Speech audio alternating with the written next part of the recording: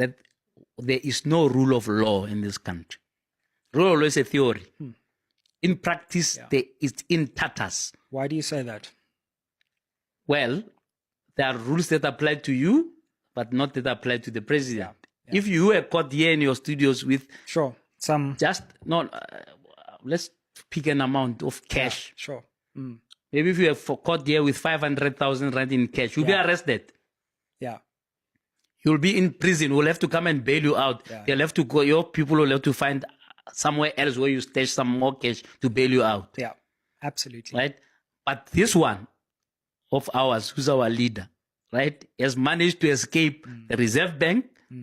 The Reserve Bank that has been praised for being so wonderful and being one of the independent institutions, came with one of the craziest explanations about why they shouldn't be bothered about this incomplete transaction. You understand? First time we ever heard Lesage that really takes us for fools. He really takes us for fools, and really he's disappointed me greatly. On that one. On that one, it's been a big disappointment. And then you've got the public protector. I don't have to say much about that. Sure. Right? Well, we are waiting for her to shake the tree. Right? She didn't find anything wrong. SARS, that chases you and I to pay our taxes, they are also washing their hands. So everybody's saying, hey, it's too hot to handle, too hot a potato. Right? And then Parliament. Parliament says they get a judge and the judge and two other legal minds to examine this thing. The judge says, no, this guy has a case to answer. Sure, but we vote it down. Go to hell, whatever. It takes the EFF, that is always bedeviled, to go to court, to the Constitutional Court, and it's exposing that Constitutional Court. That's why I'm saying, in theory. To their credit, they also took it there. It was a very brave move of the EFF to take that to the Concord. Exactly, right? Hence, I'm saying to you, a rule of law in this country is a theory, sadly. And the highest court in the land sits on it for over a year. Sadly, that's a theory, because look at what's coming out of Mandla Commission and tell me, does that look like the rule of law or the rule of crooks? The rule of crooks, man. You know, when a minister of, the minister of police, Senzo Mkhunu, has been a monumental disappointment. Monumental, because we thought, here's a level-headed guy, maybe not so much like theatrics of Pele and what. We're going to have, a very solid guy who even sees himself as future president of the ANC. Yeah, absolutely. Many people are starting to talk about invited him. You must go and look for this clip. I invited him to my show, and I had a stick. I don't know whether you'd know. It's called unduku. Sure. It's a stick with a little bit of a head like this. If somebody hits you with that, you can die. I was holding Indugu in December at many imigidi. Is that so? Yeah. So I had that Mudugu. But let me tell you, the context was that I was paying tribute to Solimu Hulu on that day. So I had this Indugu, and I was the first segment of my show. I was, paying tribute to him and so on. So my producer had gone to look for this thing. In a CBD somewhere, they sell this thing. So she went to go and get it. So I had no use for it afterwards. Right. So the next interview was Mkhunu, and I gave it to him, and I said, "Hey, you need this for the crooks." I said, "Please look into the camera there and threaten the crooks." No ways. Yeah, really? I gave it to him. I want to find that clip. It's on the Power to 3. Go and find it. We'll go check it out. Yeah. Wow.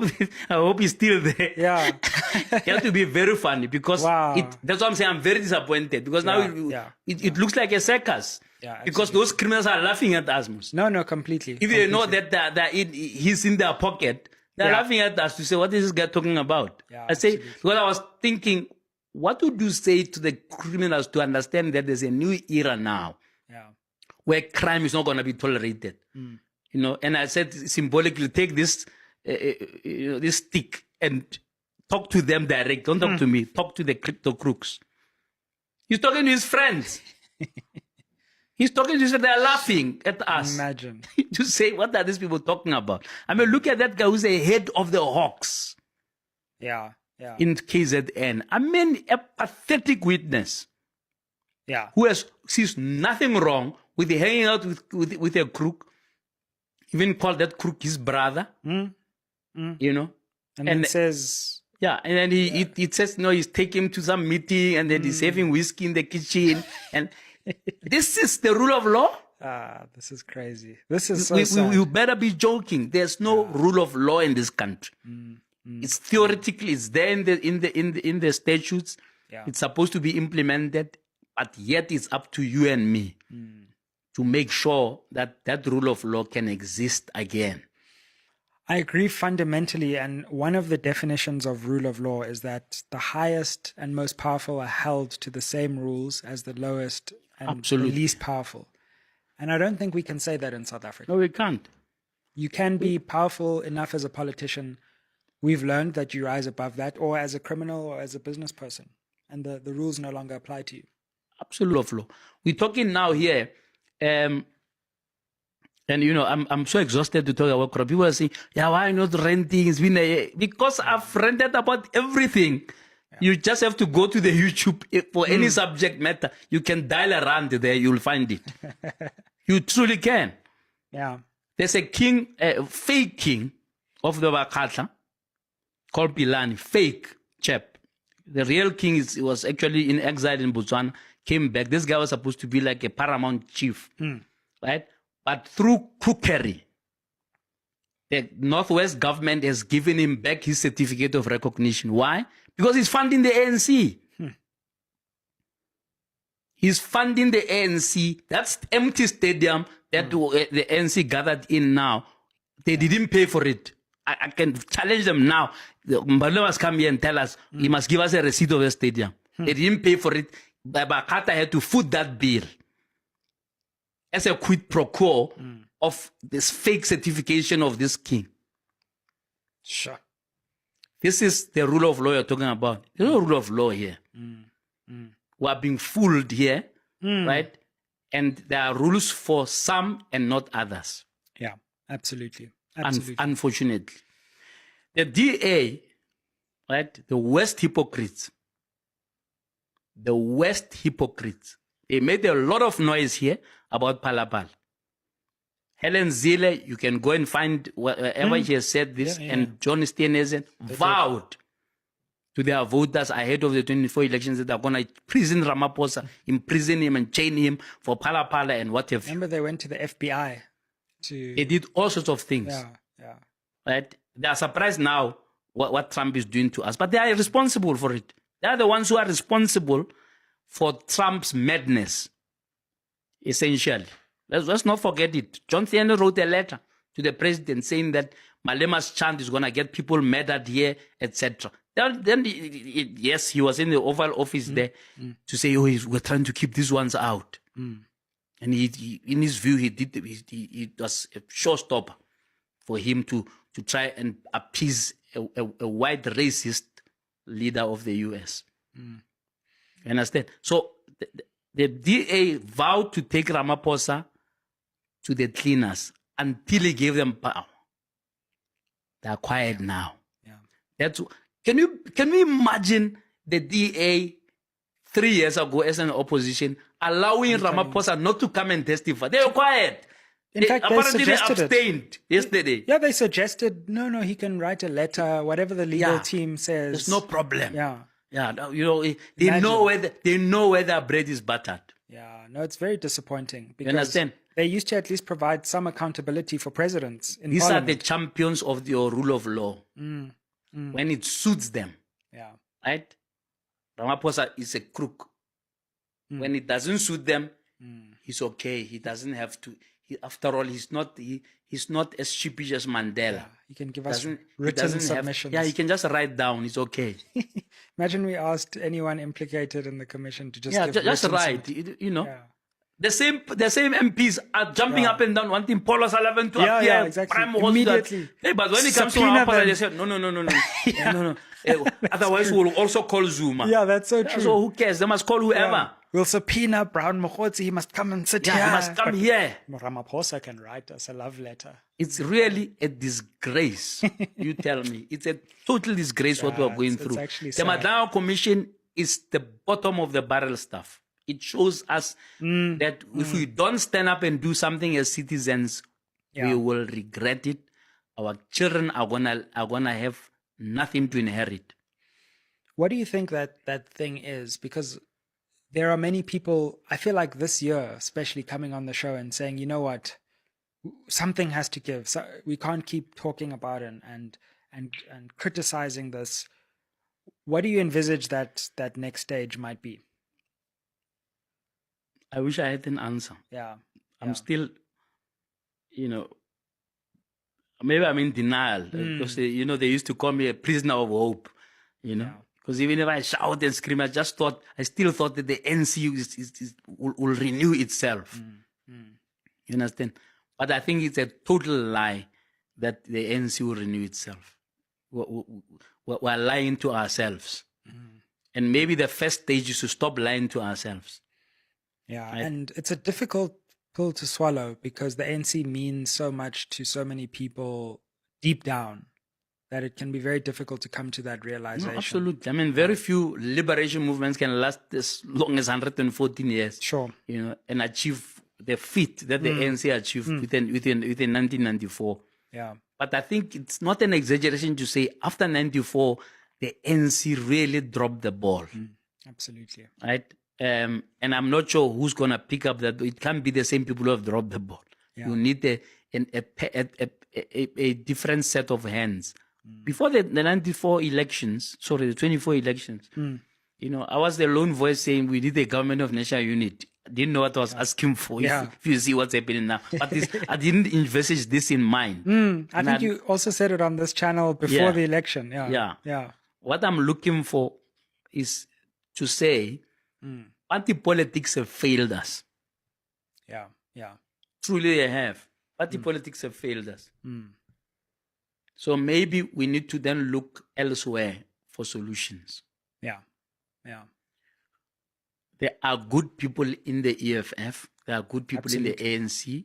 Whatever is left of it. There are good people in IFP. I mean, if you look at that chap called, who's the spokesperson of the IFP, man?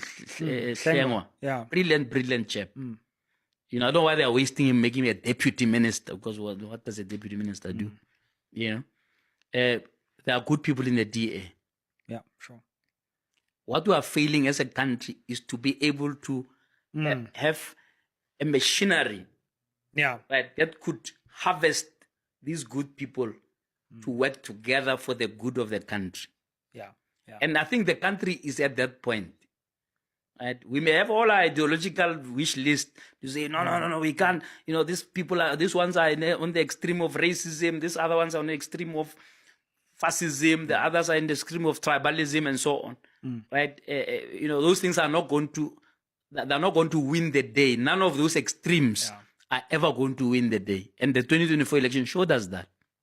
Where not even a single party got the confidence of the people.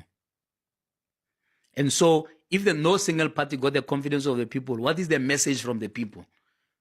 The message from the people may well be that we need to find each other. And so, find the competent ones amongst us and say to them, guys, solve the problems of this country. Yeah. Right? Absolutely. It may be an ideal thing. People were laughing at me when I was saying, let's have a GNU. And then 2 months later, all of them were now in the GNU. Before that, they were vicious saying, in fact, I remember the IFP president in particular said, if we do a GNU, it will be like bringing the ANC via back door. Yeah. He can be very firm, Yeah. Meanwhile, they were the first to jump. The next one is, we must listen to the people. This is what the people want. Yeah. You understand? So you ask me what is that one thing? I think we need to deprioritize party politics. Do you think we could have like a president who came from outside? That could be part of depoliticizing, right? I suspect Patrice Motsepe is hoping for something like that. And that priest, my friend, the former Chief Justice, yes, he said that God said he's going to be president. The The only way he can be president is if he comes in because all the parties say there's none amongst us who can be president. Let's get somebody who is neutral. In quotes. That would be an interesting compromise. So every party is represented in the executive, but they all agree to bring in a compromise president. So what is essentially you appoint a compromise president, right? Who did not campaign as a party representative, who's not even an MP. In any event, the president's not an MP. Once he's elected he resigns as an MP. Exactly. Right? So they get somebody like that, and then they say to that person, appoint a cabinet. And then that person says, right, give me your best. Give me your best in each of your parties. Then he looks at it, and then probably by proportion of the votes of each party may say, that party is entitled to 3 people in cabinet, that one 2, this one 4, but you give me your best. Because he still has prerogative to appoint. And then he can also appoint from outside the political spectrum. I think our country is in such deep crisis that we need to start thinking beyond the usual. Absolutely. In order to resolve our issues. You said something earlier that I was interested, because you described this current GNU as a disaster. So you don't think this version of the GNU is working? No, the GNU, it's not me who's saying that. They accept it themselves. They don't agree on Bella. Right? Poor Minister of Education has to implement and come up with some kind of regulations that could appease everybody. But basically, they are deadlocked on that. They are deadlocked on the NHI. Right? And you've got a minister of who's very, very passionate about the NHI in Motsoaledi. And my information is that there are behind the scenes blow-ups all the time about the NHI, etc. So they're deadlocked on that. They're deadlocked on the employment equity. Right?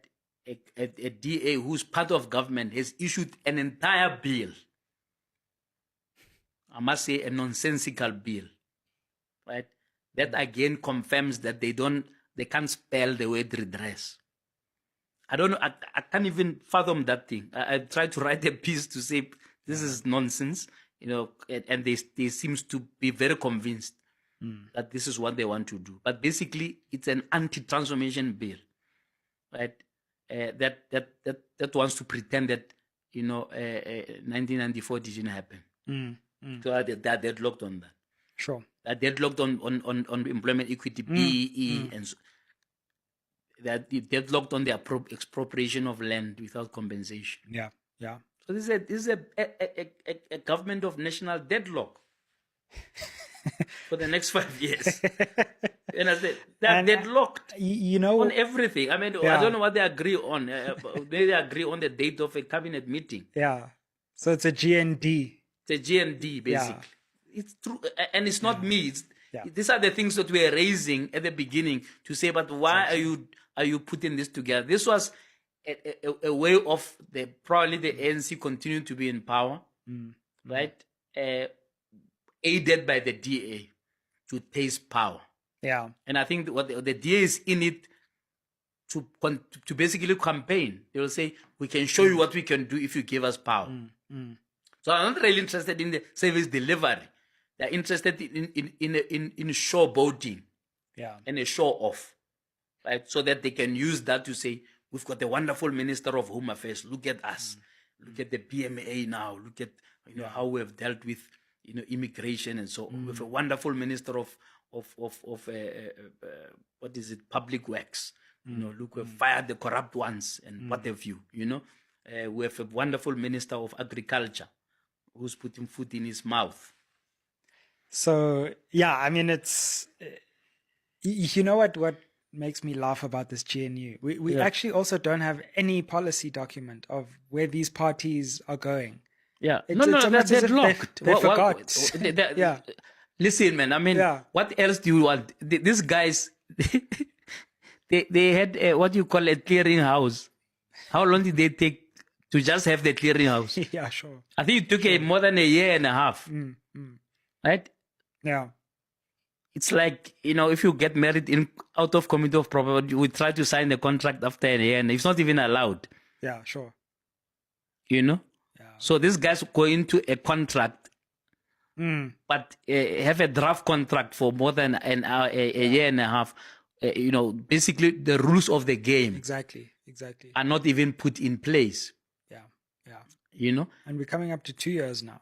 No, that's what I'm saying. It's a holding pattern. That's saying, guys, with the holding pattern, we're not going to agree on anything. Yeah. Right. But in the meantime, you can have your ministerial packs. I'll have my ministerial packs. And by the way, we'll spend 3.8 billion rand just on VIP protection. Yeah. So it's a full-on gravy train. I don't know if you remember how old you were in 1994 when there was this thing called gravy train. This is it. It's a gravy cow train. It's fast. They are all in it and they don't want to get off. And now even the people who promised us that when they govern, they'll govern better, they're fighting over the crumbs. They've already fired each other from the same government of national unity, appointed new friends and what have you. Yeah. So unfortunately, this is what the GNU looks like. We wanted to succeed, but so far it has failed. Yeah. Prof, I noticed you were present at the EFF leaders' trial and pre-sentencing hearing. What prompted you to go, and what are your thoughts on this conviction and the sentencing process? Yeah. Look, I mean, obviously the sentencing process will reveal a lot. And it's in line with this whole thing about the rule of law. Sure. I was very curious. I mean, I still write for international publications. I edit 2 magazines and so on. So I went there in that capacity to try and see for myself and not have a second-hand thing. Also talk to try to get the sense of what if you like, the fighters are feeling and how they see this. And there's obviously very, very, very mixed emotions about it. But it's in line with this whole. I wanted to understand, and I was hoping that in the debates that are going to follow, one can try and understand. For example, why is there distinction between Malema and the co-accused in the sentencing? Sure. I'm confused. If I handed you a gun, right? In the first place, to hand that gun should be a crime because you are not licensed to hold a gun. So I hand you a gun. Yeah. Then you shoot the gun. You are guilty, but I'm innocent. I don't understand that. I'm sorry. And I'm hoping that probably in the appeal process that can be ventilated. I'm truly wanting to know, because I'm very slow to go and conclude that particular magistrate was just trying to be funny. Yeah, sure. I'm very slow on that. Yeah. That's why I wanted to go and observe that. But by the way, Malema is not going to go to prison. We and I may moralize all we want. Yeah. I'll just give you Jacob Zuma. The guy had 800 charges, not one charge of shooting a fire, 800 in 2009, and we made him president. I'm not talking about Ramaphosa with money in his thing. He's not even charged for anything. I'm talking about somebody with 800 charges and has gone from court to court, partly with your money. Partly with your money, because they said he must pay it back. He's going to appeal that. I suspect part of the strategy is to appeal until you die. I think it's a new strategy. You think Malema is not going to do that? Well, I mean, the law allows him to appeal as well. People who are thinking the guy's going to be in prison and they must start talking about who's going to be the leader and so on. That's highly improbable. Right? Whether it's correct or not is a different debate. Right? But it's, again, the rule of law. Surely, if there was a rule of law in this country, somebody should have stopped Zuma in his tracks within 5 years. It's been 15 years. I don't know, my math is not so good. 2009 to today, it must be 15 years. It's gone from... The trial is all about to take place. Sure. Right? Yeah. So you don't think Malema is going to operate the same playbook? Why shouldn't he? If every track record says, if you have got deep pockets and you are with a particular category, you can get away with, not seeing the inside of a prison. One thing I heard you say as well, and I do think is a strong argument for my lemma as well, is that it goes back to what we were saying, is that he's been brought before court twice now. Remember there was a thing where he pushed a security guard or something with Ndlozi. During the Winnie Mandela funeral. Yeah, exactly. And I mean, look, on the scale of wrong things in South Africa, I don't know why prosecutorial resources were wasted on that. He's acquitted. Yeah. He's then brought back again to court. Yeah. After 6 years. So how long has it been going on for? 6, 7 years. Yeah, exactly. And so it seems like there's all this energy for an opposition politician who's not in the governing coalition. But then you have a president, you have other people in cabinet, and then there's just no prosecutorial urgency. And that I do find strange. And I'm not saying that it means Malema is innocent. It just means if there's going to be energy for the opposition politicians, there should also be energy for the governing politicians. We've got, coming here, I thought, what should be the punchline here? There is no rule of law. It's as scary and simple as that. Scary. And I want somebody to come and contradict that. Yeah. And it's all well and good. How is there rule of law when you spend 1 billion rand on exposing corruption and you have a list of 100 leaders in the ruling party or the former ruling party, some of whom were retained as ministers. If not promoted. They were retained as, after they were listed there, they were retained as ministers. Right? And we're expected to take the rule of law serious. Yeah. It's not there. We need to stop fooling ourselves. That's so you understand? Sad, actually. It's not there. So people are jumping up and down. No. He must go to prison. Nobody's above the law. Fine. Right? But when are you going to get your own president to start accounting? Yeah, absolutely. For Phala Phala. When are you going to get Gwede Mantashe to account why why Bosasa installed cameras in his house and he doesn't know? When are you going to get Thabang Makwetla to go to prison? He's still waiting for an invoice. He says he's waiting for this was his best explanation. I said, no. Why? There's this invoice here of you installed camera. Yeah, I'm waiting for an invoice. It's like Zuma still waiting for an invoice for the wall that he built around his house. It's getting worse by the day.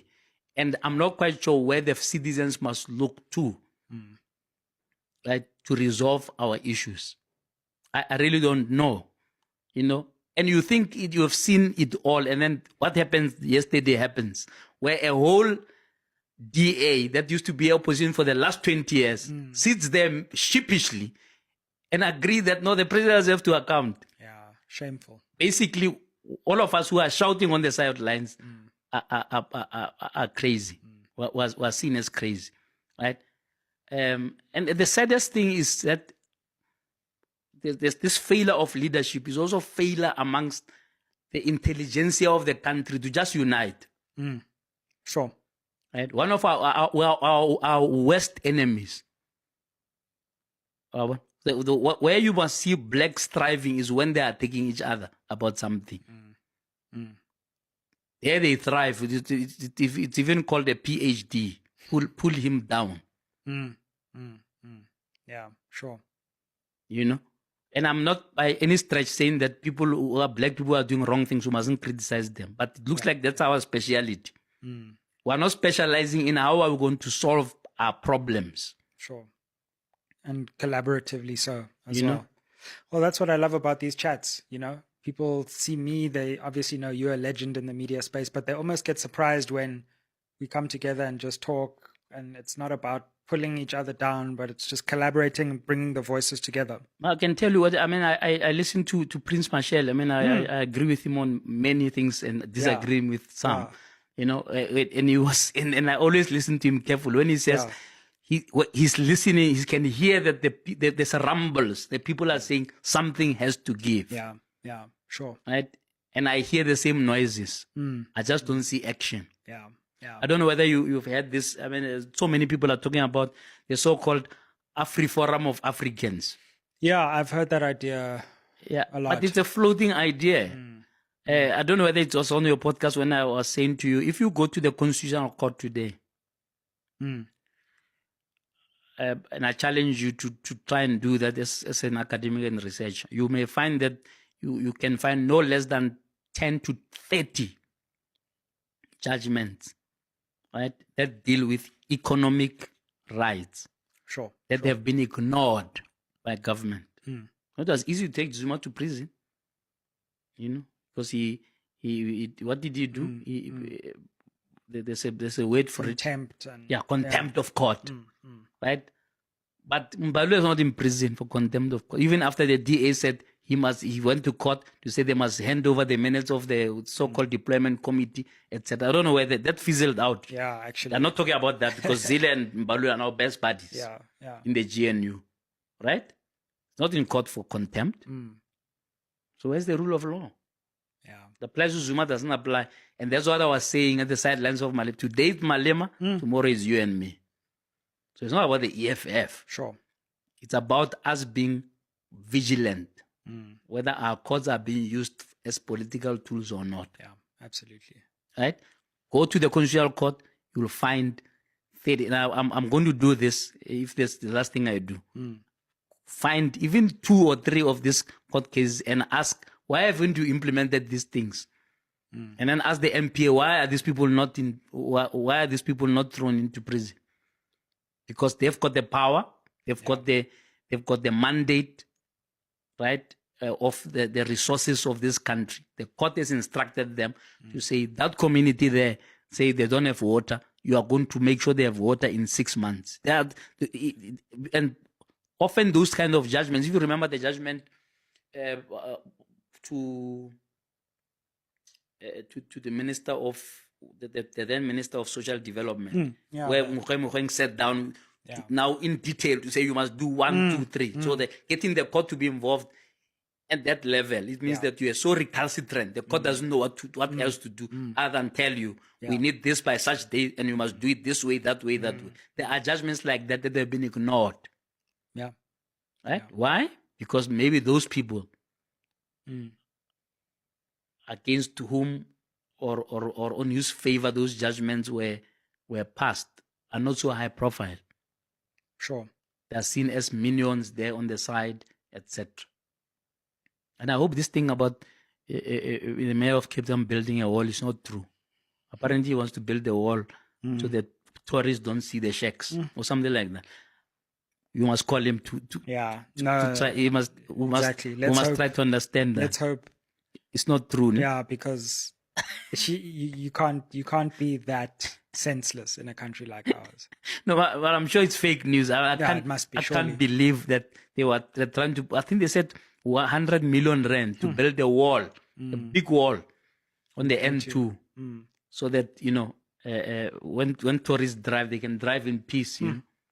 And people who are living in those shacks, instead of taking that money and improving the lives of those people, I've not had government, whether being this one or previously, having a serious plan around how to get rid of informal settlement. Those are some of the problems that are facing the country. No, exactly.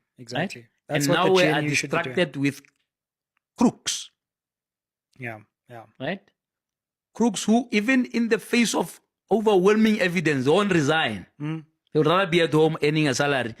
And don't tell me to resign. Even getting salary increases. I'm sure Senson Kunu I'm sure he got a salary increase. You think he can be excluded? No. Must be nice. A political, what the president says, the spokesperson says, Mkunu is his political burden to bear. What nonsense. Yeah, no. Clement did a good interview there because that was very good. Yeah, that was very, very good. Yeah, I'm surprised that the SABC did not give him a phone call. I wouldn't be surprised if he probably got some phone. We'll see if he's still there. No, I'm sure he's still going to be there. It will be too obvious. It was a great interview. Because basically he was making a point that says this fellow protects his comrades, right? If you were a crook, and your fellow crooks sort of shielded you, right? they will laugh at you if you call them and say, hey, can you stop being a crook? But you know what you have done. Right? An entire ANC conference did not discuss Phala Phala in 2022. After the whole country was up in arms for 6 months, portfolio committee or whatever, that ad hoc committee, whatever. Those guys, the conference said in 2 sessions. Remember, they didn't finish his business. They said we're going to now kick it to Jan, and then... That matter did not arise. Yeah. Integrity committee had some report. We don't know what happened to that thing. No, the integrity just disappeared. So why do you think that Ramaphosa can actually fire? He's waiting for him to resign. Probably he's begging him, say, hey, Chief, it's looking bad now. Please, can you resign? It will actually be, I mean, usually they say, a cold day in hell. When Ramaphosa just fires a minister. Just say, sorry, you fired. Exactly. No, it's, it's going to be a big thing when the reports come in from Parliament and Madlanga, because at some point... They must converge. Yeah, they must converge, and then the president will have to make a decision. And I don't know what he's going to do, because you would think there would be so much pressure he will act. But at the same time, you can't underestimate this president's capacity to not act either. Yeah, but in this case, he is he's in a catch-22. You understand? Absolutely. He's in a catch-22 because the big question is, why is he still in office after the scandals? Yeah. Right? Yeah. Because he protected the people. Why is Gwede still there as minister when he has failed to appeal? Zonde said no. In any event, if you read the papers, you'll be very embarrassed. If you read Gwede's papers where he was trying to appeal. Madlang, he says, no, I was not in office. I was just a secretary at Lutulia House. I mean, who is he fooling? The Secretary General of the ANC at Lutulia is the most powerful politician in this country after the president. And you don't need to be a political scientist to figure that. No, he writes the opposite of that in his court papers. Perjuring himself straight, without flinching. He's still a minister, right? So now that is, unfortunately, the political burden that Ramaphosa has to bear. It's those people around him, the Mvula Mukoyanis of this world, right? Who has not told us about his chickens and whiskey, but she's a top 7. In fact, she wants to stand again in 2027, right? I don't know, and somehow they believe President Motsepe is gonna solve it all. Yeah. I don't know what you think about whether he even stands a chance. I think he's popular, but I think it's a poison chalice. If I was him, I wouldn't touch it. I wouldn't touch it via the ANC route. Maybe that other route we spoke about, where you actually speak to all the parties and you say, okay, I want to come in as a compromise figure under a real GNU. That I think could work. But the ANC will destroy you before you fix the ANC. Yeah, but also in that element of an independent president, he may fail on that because he's known as a founder of the ANC. Maybe. You understand? Yeah. It's interesting because in the interview with Vuyo Mvoko, I don't know if you saw that, he denied wanting to stand. Yeah, I saw that. Right? So he denied, he said, no, that would be madness. I'm paraphrasing, but he was saying basically it would be madness if he stood. Right? But that may be a strategy. Yeah, sure. Where he wants to be seen as not wanting it. Yeah. And then he'll be asked to want it. True. Then he'll say, it's like Mbeki wanting to stand for a 3rd term. Sure. He didn't want it. It was the branches. The branches will want speak. him. And to be honest, I spent some time at the NGC, and I think the ANC is very aware that the leader they choose next is going to have an electoral impact on them. So if they choose the wrong leader, they're going to be Absolutely. finished. So I do think there's appetite to potentially bring someone in who can save them from themselves. Yeah. Well, but I mean, they have to then pass by Paul. Paul is on pole position to be president. I think he's Fikile deputy. Mbalula is. I don't think Mashatile is in pole position anymore. In his head, Sure. And in terms of the track record and the history and of the ANC so far, the deputy ascends, right? So you'll have to say, well, why can't I ascend? I was never found guilty by any court of law. All this, the slogans are going to come out now. Right? So Mbalula to think is going to overtake him. It's quite brave. It is. Of him. And then you've got the Petrus factor. And the way Mbalula is angry around the Petrus factor, you can see that he sees him as a serious competition who's going to really, take the rug out, below, from below his feet, so to speak. So that's going to be very interesting times. Very interesting. And I think the ball is in Motsepe's court. If he wants to do it, I think, time is running out, but I think he's a formidable candidate, but to take on that job, it's already destroyed one billionaire's reputation in some ways. So he'd be a brave person. Well, it's in the family because he may be thinking, let me just help my brother-in-law to continue the legacy. And in any event, as other commentators are saying, Cyril would rather prefer him than Paul. Yeah, sure. Apparently, Cyril would like to have somebody who's not going to arrest him. That's how they put it colloquially. You say, hey, if I just get somebody who's friendlier, then I can just retire in peace. So nobody knows. We can only guess. It's not long now. And contemplate. But it's going to be interesting times ahead. I think the election is going to affect the succession a lot because if the ANC suffers another hammer blow like they suffered in 2024, that it's going to be hard for the leadership. Well, you should say when. Yeah, I think so. When they suffer it. Because you see, the problem is, Ramaphosa says he was surprised by the election. I don't know if you saw there was a documentary about the GNU and what, and then he says he was very shocked. Why was he shocked? Because in the 21 elections, the ANC was at 45%. Right? True. And they had every explanation from weather to people not boycotting to vote, whatever, instead of saying, this is the message that our people are sending us. Absolutely. Right? A couple of weeks ago, people circulated a rant that I was making about the Northwest just 2 weeks ago. And it was done 2 years ago. I received a letter from someone who lives in the municipality where the ANC held its celebrations, right? To say this is like hell on earth, potholes, graveyard sinking, no, what is this garbage being picked up, etc., etc. 2 years ago, right? The same things people were saying them, as NC has this habit of, if they're going to have a celebration in that locality, in that week, they go to door and so on. People are telling them the same thing. Absolutely. Look at Joburg. I mean, Joburg is in a sorry state. Well, they are fighting now over, they're saying they want a deputy mayor.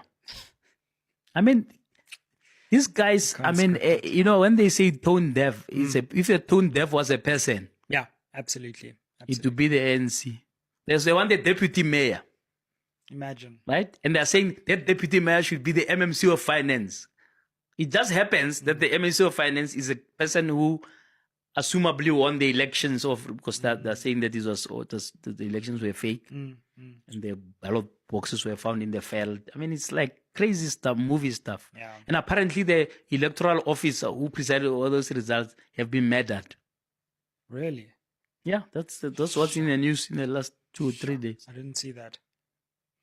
And I'm just saying now they're going to kill each other for the crumbs. Because the crumbs is all that's left. If you look at the coalitions, you look at the GNU, you predict what's going to happen in 2029. We're talking crumbs, but then it means that fewer comrades can eat. So they're going to fight over the crumbs. It's actually very, very bad. Definitely. I think there's another shock coming in this election. Well, we'll be on the sidelines to observe. Indeed, we'll be there. Any book recommendations, Prof? Anything that you've been... I've been reading 2 books in parallel. One is a book by Thebe Ikalafeng called Rooted and Rising. Lovely. Beautiful, Great. beautiful. We had him here for his first book. Yeah, I'm halfway through that. Okay. Very, very brilliant because Lovely. he is raising key issues about identity. And I think we're losing that. Sure. Right? Okay. We're losing that and we're on the danger of also losing hope in ourselves. Lovely. If you listen to that, you're really going to be discouraged. If you listen to that advisor of Museveni, you think, my God, our message is not getting through. That says we need self-determination. So that Rooted and Rise, I recommend that. Very, very good read. And then Coming In From the Cold is a book by Bonang Mohali. Yes. If you want to be inspired, and you're feeling there's too much negativity in the country, you go and read that book, Coming In From the Cold, by Bonang Mohali. It made me go and read the other book he published before, which is called Lift As You Rise. Yeah. If we all just did that, because things are so bad, right, that no Big Bang theory is going to solve our problems. Yeah. So it means that in your corner, you must lift others as you rise. In your small way, right? Plant a seed so that in 20 or 30 years' time, things are not falling apart. Yeah. So those are the books I would recommend. Great. Lift As You Rise by Bonang, thanks. Coming In From the Cold by Bonang, and then Rooted and Rising by Thebe Ikalafeng, who, by the way, I must congratulate and give a shout out to him. He's been appointed Chancellor of the University of the Sol Plaatje in Kimberley, inaugurated in a few weeks. Absolutely. Truly somebody who's a shining light for our continent. I must get both of them to come on the show. Thanks for the recommendations. Thanks again for your time. It's always great to see you. Wishing you all the best in this new journey as you start your own podcast. And we'll be there rooting for you. Thank you so much. I'll see you at the launch. No doubt. Okay, wonderful. Like, share, subscribe. Help us get to 400,000 subscribers. And keep it locked on SMWX. Yeah. In South Africa, there's no such a thing called the rule of law. The law in South Africa has eyes and ears, meaning the law is applied according to who you are associated with, and what is your status in society. We have seen that as ordinary masses in this country, that the law has its own people that it serves and protects. That is a fact of the matter. Look at how Phala Phala is being handled with. Not just Phala Phala, but let's talk about Cyril Ramaphosa. Look at how the judiciary tiptoes around Cyril Ramaphosa. Now, I want you to ask yourself a question. Had it been Jacob Zuma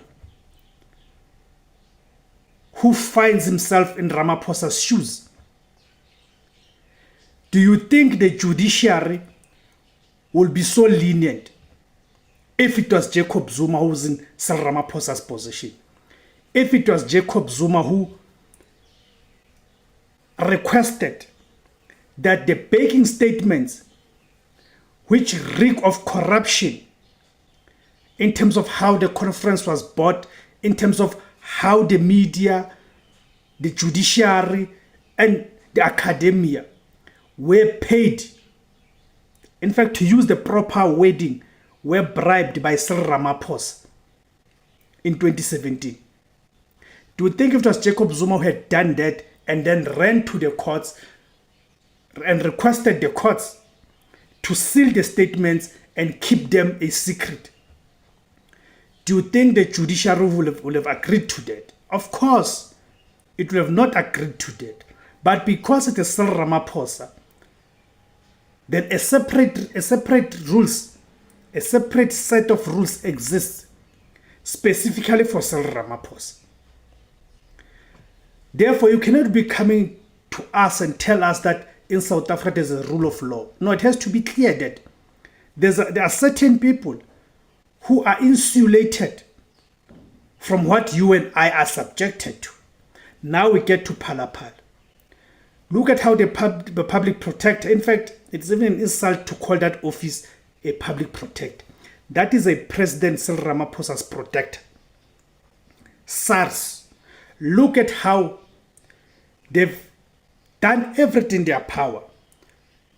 Everything in their power to protect Cyril Ramaphosa, even concealing evidence that is quite clear for everyone to see that there's corruption involved here. But because it is Cyril Ramaphosa, a darling of the white system, the white establishment, then those institutions decide to turn a blind eye. That is despite the high panel led by the former Chief Justice had found that there's a prima facie case that Cyril Ramaphosa has to answer to. That's what we are confronted with in this country. So there's no rule of law in this country. Stop lying to people. Thank you guys for tuning in. My name is Devos Kosana. The name of the platform is IZWI LABANSUNDU, the voice for Africans. Kama Africa.